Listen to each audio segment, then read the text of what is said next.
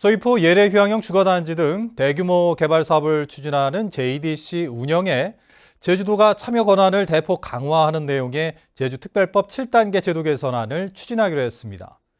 또 행정시장 직선제와 무사증제도 일시정지 요청 권한 등도 포함되는데 정부와 국회의 동의를 이끌어낼 수 있을지가 관건입니다.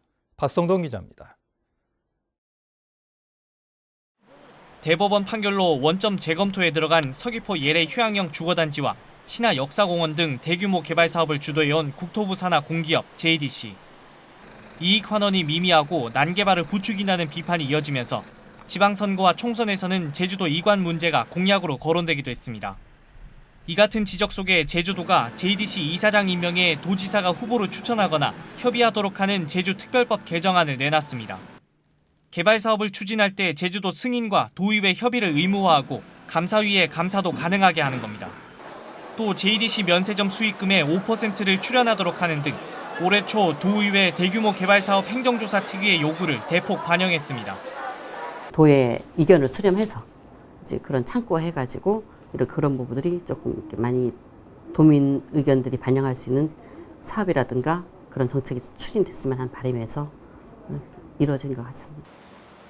또 행정시장을 직선제로 뽑고 지하수와 카지노 관리를 강화하거나 민간사업 환경영향평가서 작성을 공탁제에 맡기는 등 제도 개선 과제 57건을 확정했습니다. 하지만 정부가 국회로 제출할 개정안에 얼마나 반영될지는 미지수입니다.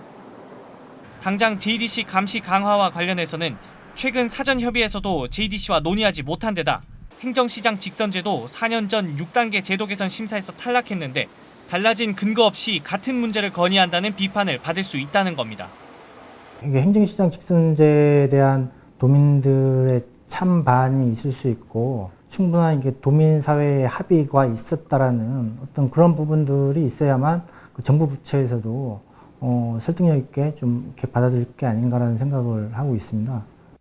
제주도는 내년 상반기 개정안 국회 통과를 목표하고 있는 가운데 요구사항 90건 가운데 절반 이상도 반영시키지 못한 지난 6단계 제도 개선을 극복할 수 있을지 주목됩니다.